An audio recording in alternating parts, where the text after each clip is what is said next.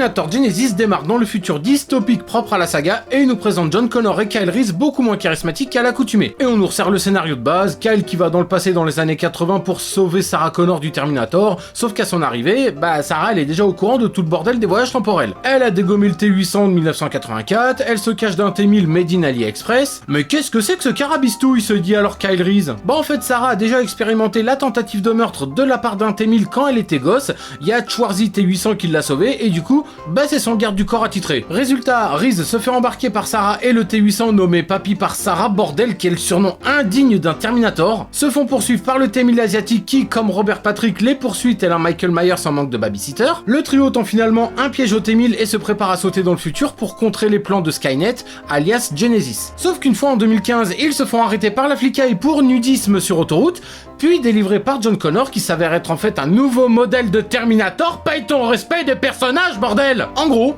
John Connor s'est fait pirater, je ne vois pas d'autre mot, par Skynet quand Kyle Reese a été envoyé dans le passé et est désormais son émissaire. À partir de là, c'est de la course-poursuite pour distancer John Connor et rejoindre les labos de Genesis. Le trio se fait arrêter par les keufs, ce qui les amène à faire connaissance avec le jeune Kyle Reese, expliquant au passage les flashbacks qu'a ce dernier depuis son voyage temporel. Évasion, boum boum, explosion, jusqu'à se retrouver dans les labos face à Genesis et John Connor qui se fait rétamer par le T-800 qui à l'issue du combat se voit mis à jour façon T-1000. Genesis est HS, Kyle Reese se parle à lui-même version ado pour le prévenir du danger qui arrive dans le futur, Schwarzy tape un sourire malaisant et fin. Alors, Terminator Genesis est une honte à la saga. Personnellement, je trouvais déjà que faire un Terminator 3 à l'époque était une insulte aux deux premiers épisodes qui se suffisaient à eux-mêmes et apportaient une véritable conclusion. Terminator 3, c'était juste pour faire du pognon sans aucune intention scénaristique derrière. Et à partir de là, ça a été la foire à la saucisse. À l'heure où je vous parle, je n'ai toujours pas vu Terminator Dark Fate.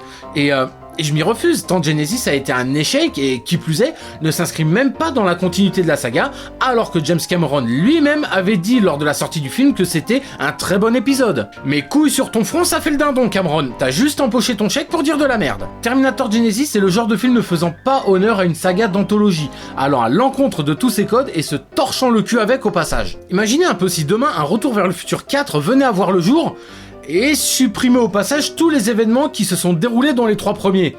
Il y aurait une levée de bouclier, les fourches seraient sorties, etc., etc. Eh bien dites-vous que c'est exactement ça avec Terminator Genesis, un non-respect de la franchise, qui plus est avec des acteurs ne collant pas ou plus à leur personnage. Parce que Emilia Clarke là, dont je me demande encore comment elle peut obtenir des rôles vu son niveau d'actrice, en Sarah Connor, juste non quoi, elle ne dégage aucunement le côté guerrière que pouvait apporter Linda Hamilton. Kyle Reese et John Connor là, je préfère même pas en parler tant ils dégagent autant de charisme qu'une serviette hygiénique usagée. En revanche, les scènes d'action font le taf, l'ensemble du film est divertissant et si on le prend comme un film à part entière, c'est pas non plus une purge. Mais si on le considère en tant qu'épisode canon de la saga, Terminator Genesis est probablement l'un des pires épisodes. Censé lancer une nouvelle trilogie en effaçant la première, le film a été un tel flop que cette idée a été annulée et du coup, c'est comme ça qu'on a eu droit à Dark Fate qui prend place juste après Terminator 2. Et encore je le répète, mais je n'ai pas vu Dark Fate et j'ai vraiment peur de le voir et de constater que la licence Terminator est désormais morte et enterrée. Bref, retapez-vous les 2 premiers opus, Terminator 2 reste encore à ce jour l'un des meilleurs films de tous les temps, et en attendant, on se retrouve dans une semaine. Bisous.